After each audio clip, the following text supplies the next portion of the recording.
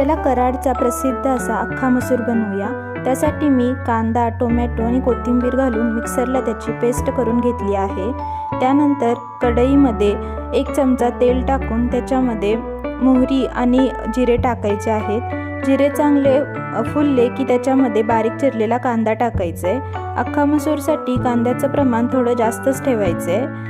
त्यानंतर कांदा चांगला परतला की त्याच्यामध्ये घरीच बनवलेली चटणी आणि मी थोडासा गोडा मसाला टाकलेला आहे। हे मसाले चांगले परतले की त्याच्यामध्ये भरपूर सारं गरम पाणी मी टाकलेलं आहे।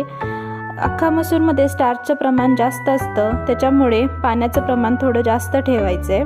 त्यानंतर मी आधी स्वच्छ धुवून भिजत ठेवलेला 2 तास भिजवलेला अख्खा मसूर याच्यामध्ये टाकलेला आहे। यानंतर मीडियम फ्लेमवरती आपण हा मसूर साधारण अर्धा तास शिजत ठेवायचा आहे। जसजसा हा शिजत जातो तसतसं त्याची चव मसाल्यामध्ये चांगली उतरते।